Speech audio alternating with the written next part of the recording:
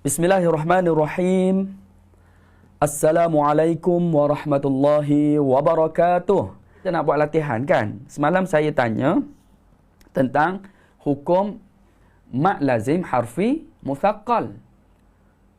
Kita dah faham tentang mak lazim harfi muthaqqal. InsyaAllah pada pagi ni saya akan memudah carakan bagaimana kita nak benar-benar menguasai mak lazim harfi muthaqqal. Boleh ke boleh?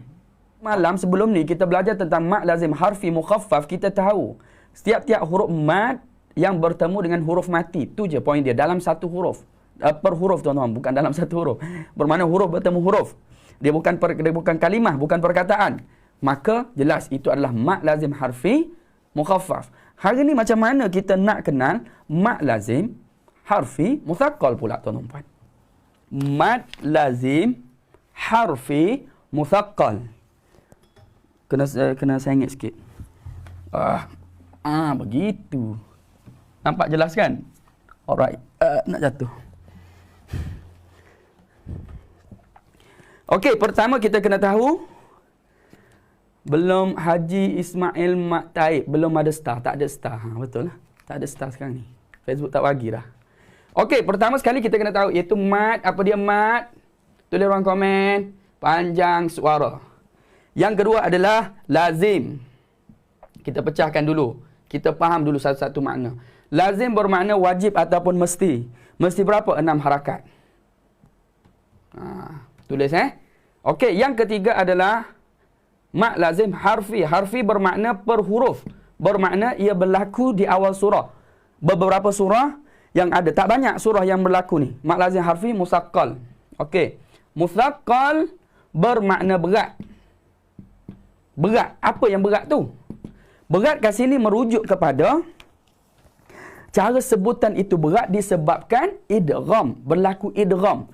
Berlaku kemasukan dan penekanan. Jadi dinamanya muthaqqal. Ada tekanan. Memasukkan ataupun menghubungkan dan kita tekan di situ. Okey. Tu. Okey, sekarang kita dah faham step ni. Kita dah faham makna-makna dia. Okey, next adalah saya nak bagi jalan pintas untuk kita memahami keadaan realitinya mak lazim harfi muthaqqal. Beri perhatian betul-betul. Fokus Okey. Apabila tuan-tuan puan. Okey. Apabila dengar betul-betul ni. Huruf lam ataupun huruf sin. Berapa huruf? 2 je. Apabila huruf lam ataupun huruf sin, ni lam, ni sin, bertemu. Dia bertemu dengan huruf apa? Huruf mim.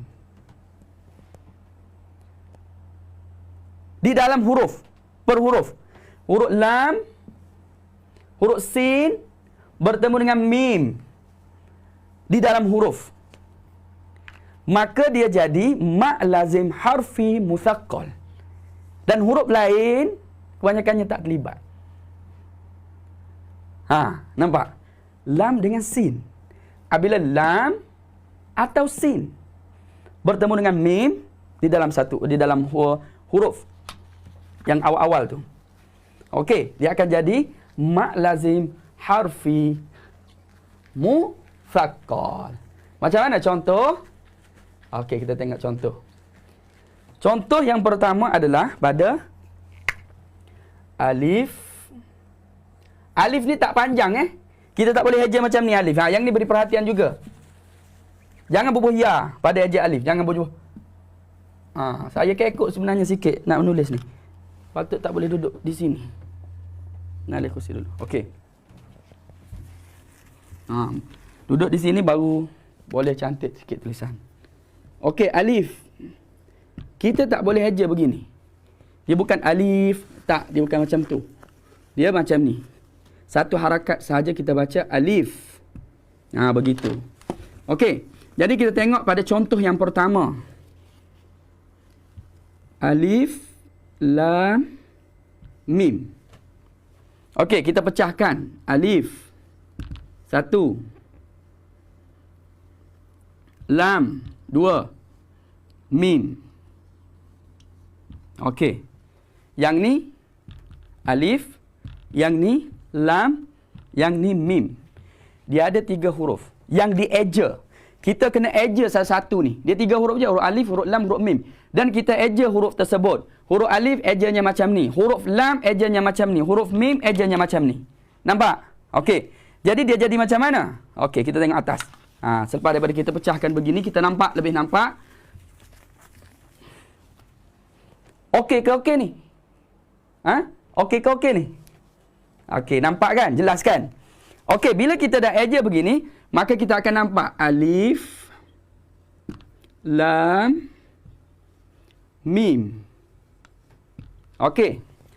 Jadi ada tak ni? Ni huruf lam bertemu dengan mim.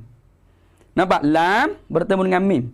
Bila dipecahkan, rupanya kenapa dia jadi idgham? Sebab ada mim bertemu dengan mim. Mim bertemu dengan mim namanya idgham mutamathilain saghir. Jadi kat sini kita baca alif, lam mati di sini, mim mati bertemu dengan mim bertasydid. Dibaca. Nampak? Jadi bila dah baris begitu, kita nampaklah alif, lam, mim. Bermakna ada tasydid kat sini. Nampak? Kat sini ada tasydid. Kita bulatkan. Saya ada marker ni satu color je. Nanti kita beli banyak color, mudah nak nampak lagi. Okey, bulatkan kat sini.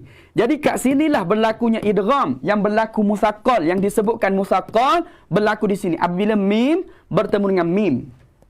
Kan tadi kan saya cerita apabila huruf lam atau huruf sin bertemu dengan huruf mim, maka dia jadi mak lazim harfi musaqqal. Boleh? Jelas? Okey. Jadi macam mana nak baca? Lazim berapa tadi lazim? Lazim kena baca 6 harakat ataupun dalam bahasa Melayunya 6 harakat. Okey. Jadi kita akan baca. Ni pendek, jangan baca panjang. Alif je. Alif lam mim. Okey. Kat sini kita boleh pecahkan. Ni hukum yang pertama. Kita nampak. Sini hukum yang pertama, sini hukum yang kedua. Yang pertama, okey, yang pertama ni namanya mak lazim harfi musaqqal. Kat sini musaqqal. Kena padam dulu.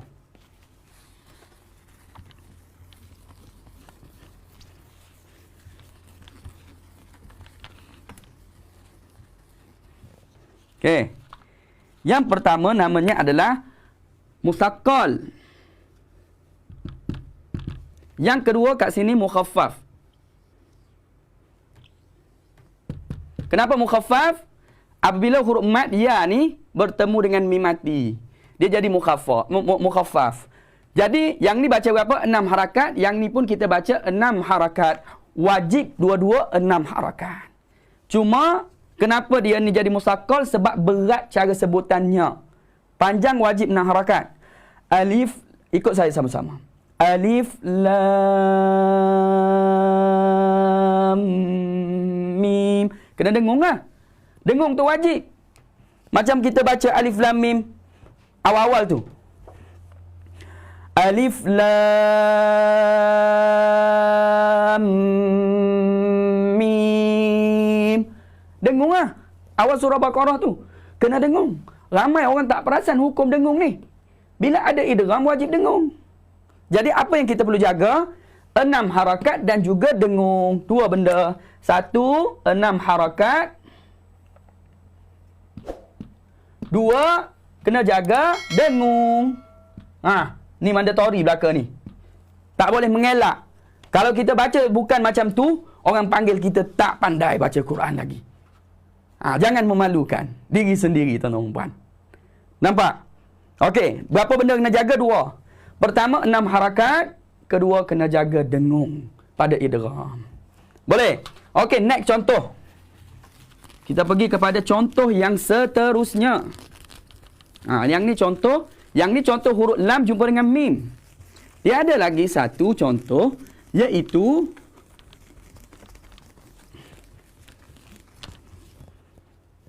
huruf mim, huruf sin bertemu dengan mim. Okey.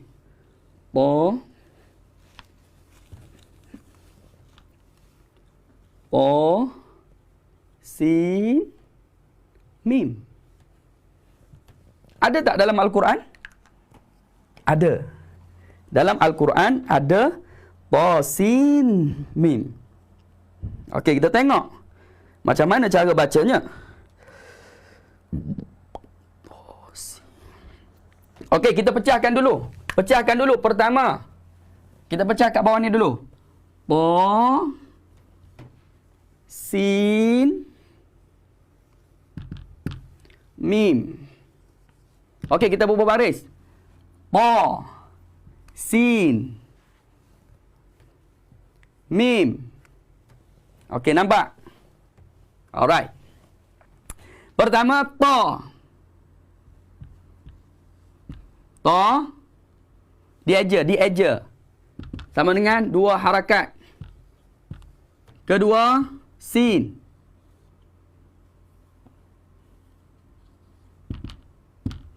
Enam harakat. Kenapa 6 ni? Ketiga, mim. Berapa harakat? 6 harakat juga.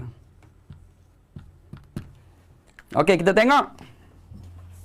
Nampak gambaran keseluruhan. Okey, kita tengok pertama. Ada idgham tak? Tengok ni. Sin ni, bila kita adjust sin, dia ada nun mati rupanya. Se-ye-nun. Sin, ye, nun. Cara adjustnya. Jadi bila adjust sin, ye, nun. Nun ini di belakang ni, kan kita baca sin. Sin adjust dia macam ni. Jadi ada nun mati. Nun mati bertemu dengan mim. Namanya adalah idgham ma'al ghunnah. Ada idgham kat sini. Ada idgham kat sini ni. Nun bertemu dengan mim. Kat sini namanya adalah idgham. Idgham apa? Idgham ma'al ghunnah. Berserta dengannya dengung. Idgham yang berserta dengannya dengung. Jadi kita kena baca dengung kat sini.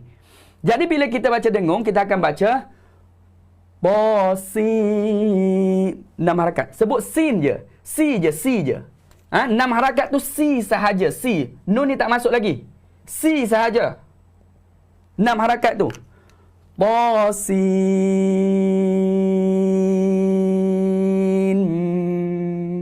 Lepas tu bila nun bertemu dengan mim, nun ni dah tak ada. Dia terus kena tutup mulut, dia jadi mim. Sin. Mim. Tutup mulut rapat-rapat. Dia jadi idgham ma'al ghunnah.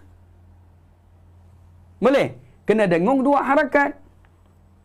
Kena tutup mulut. Bukan ta, sin, mim. Bukan begitu. Sim. Sim. Cuba ikut saya. Ta 2 harakat. Ta, sim.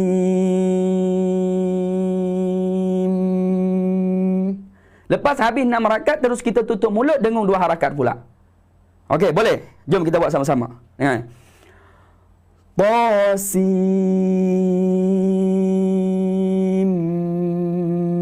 mim. Okey, jadi kita tengok pecahannya. Okey. Yang ni 6 harakat, dah tuliskan. Sin ni 6 harakat. 6 harakat tu tak masuk nun lagi. Dia hanya si je. 6 harakat tu adalah pada si je. Ni, pada si je. Macam ni, biar nampak sikit. Jadi setelah pada 6 harakat pada si, kita pun tutup mulut, dengung 2 harakat. Dan mim ni kita baca 6 harakat pula. Mim namanya mukhaffaf. Sebab huruf mat bertemu dengan huruf mati. Mim mati ni, belakang ni. Ni, huruf mat ya ni, bertemu dengan mim. Yang ni, huruf mat bertemu dengan idgham ma'al ghunnah. Mat ya ni, ya juga bertemu dengan idgham ma'al ghunnah ni. Nun mati bertemu dengan mim. Jadi berat, cara sebutannya adalah berat berserta dengan dengung. Jadi kita kena baca 6 harakat. Dua-duanya 6 harakat. Cuma saya nak anda semua jelas dengan satu perkara. Ianya berlaku adalah pada 2 huruf sahaja di dalam per huruf ni lah. Iaitu apabila huruf lam ataupun sin bertemu dengan huruf mim. Jadi formulanya macam ni. Apabila kita baca huruf, kita kena ingat je dalam tu.